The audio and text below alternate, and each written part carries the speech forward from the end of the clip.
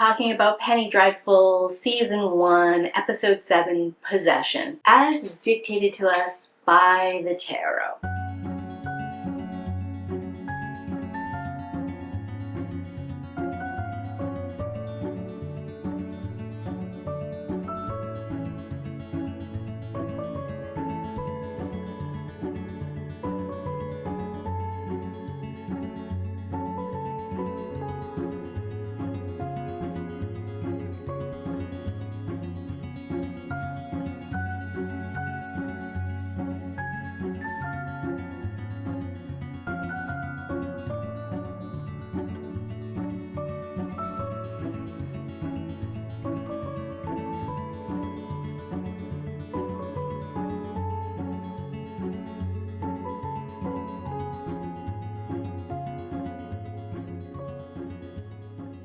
The Magician, the Ten of Ghosts, and the Emperor. A couple of repeats from the last episode, which is really sort of odd, but we'll see what there is to see with it, I guess. Starting us off with the Magician. This is going to be about artistry, creativity, passion. I do think it's interesting that the future of the last reading is now the past of our current reading. For me personally, it's interesting because I don't know that there's a lot we can do with a possession line for Vanessa Ives. I a little bit feel like this is a filler, time waster kind of episode. Like, character building wise, there's a couple interesting things going on. Several things come to fruition here that lead us to a great climactic ending at the end of the season. But it's kind of hard to watch just like the one main female lead character suffer for an entire 45 minutes at the hands of men who are like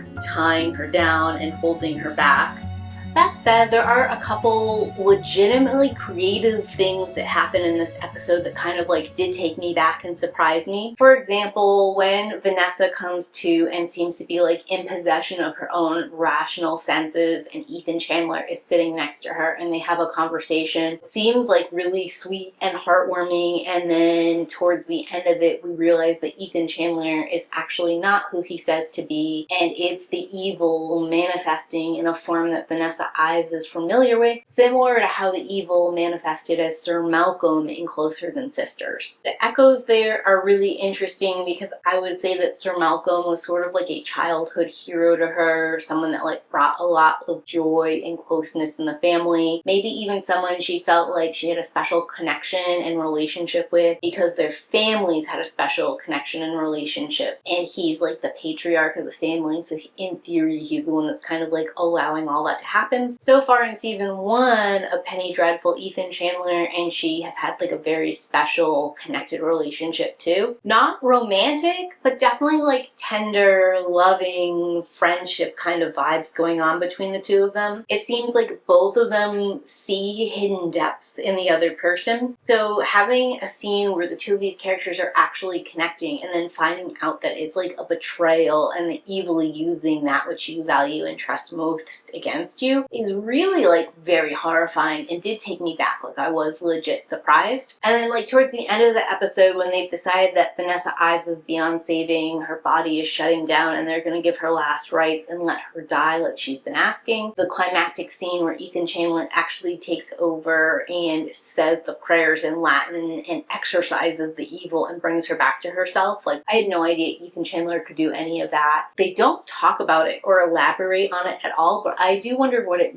means that he has that kind of power. Like, yes, he had the patron saint of lost causes that Brona had given him to keep him safe, and he used that to free Vanessa Ives, which says a whole bunch about the situation that's really interesting and intriguing and artsy-fartsy. But the fact too, traditionally, exorcisms can only be done by a priest, and certainly the original rites of Christian exorcism can only be done by a Catholic priest, and like any other priest who does them has kind of made up their own mumbo-jumbo to to make that happen, which is a long roundabout way for me to say that Ethan Chandler is not a priest. He's not Catholic. I don't even know if he believes in God, but he was able to do this exorcism for Ives, so that leaves me with so many questions, possibilities, and intrigue on him. Stuff that I don't think is going to get wrapped up in the last episode, but it leaves a lot of creativity for where we can go with his character later. Overall, I'd say this episode is a very like paint by the numbers, step by step. I know what has to happen for us to move on past it. Like, possession stories can only really go one of two ways, and if we're not killing off Vanessa Ives' character, then she has to get saved. They take something that's very cookie cutter and they do some unexpected, interesting, artistic things with it. Which brings us to the Ten of Ghosts, a card that's traditionally very happy, is often an indicator of like a joyous celebration, but upside down it's indicating a sense of feeling empty, a tough search for happiness, a loss of friendship, sickness, and depression.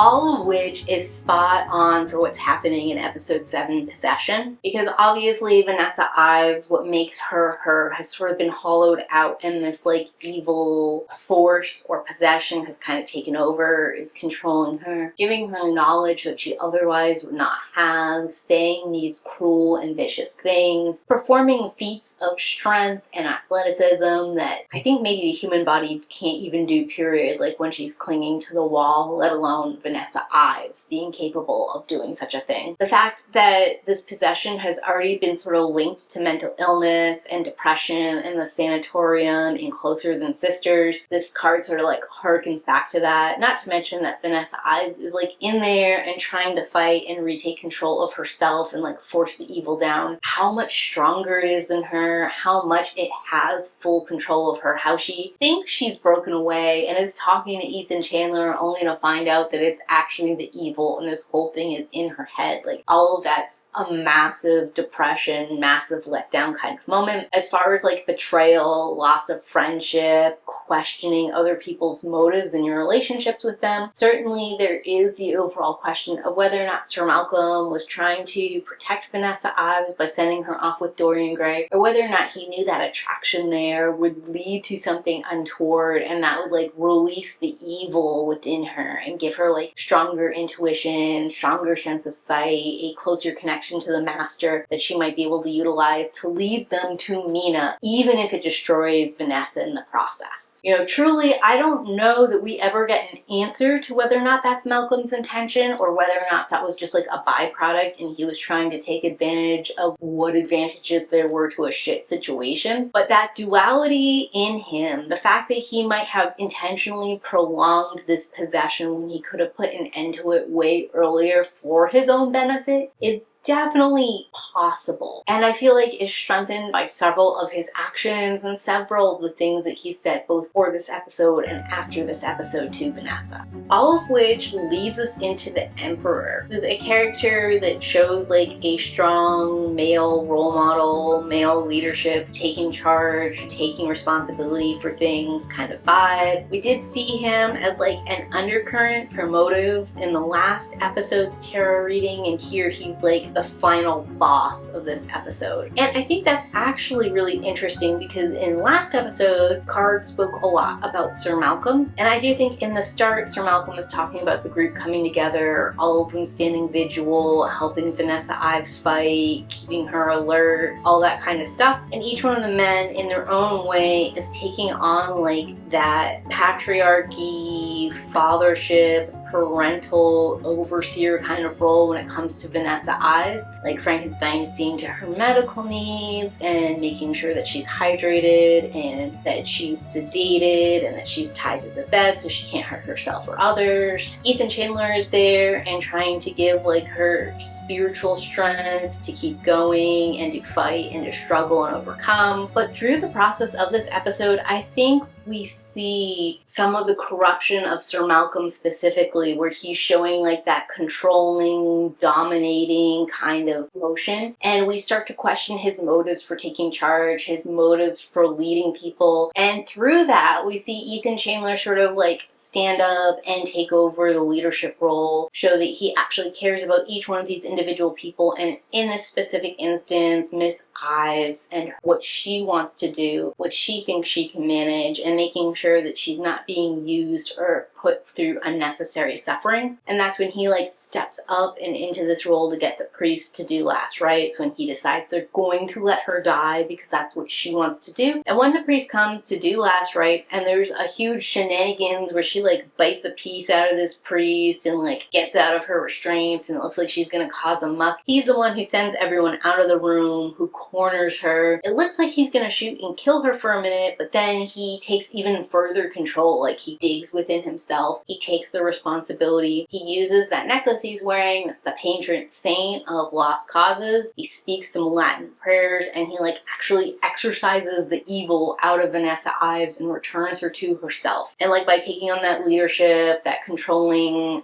sort of masculine role, traditional sort of like male role, kind of protective and caring and overseeing, he's able to like have these good ends for Vanessa Ives. Which brings me to looking at this tarot reading as a whole, starting us off with the Magician, where we can talk about like different creative aspects and different ways that they like broke out of the traditional possession sort of episode, and rolling us into like the actual emotional feelings for Vanessa Ives, that place of despair, that pit of like helplessness that everyone is kind of feeling because no one knows what to do or how to help her, or if they even can. And all of which sort of leads Ethan Chandler into stepping up, and he's sort of been the most hesitant, the least likely to take charge, the person who's sort of been least connected to the group. He's the one now who takes charge of the group, and actually through him taking charge, through him setting up like these rules and trying to do as Vanessa wants, he's able to save her.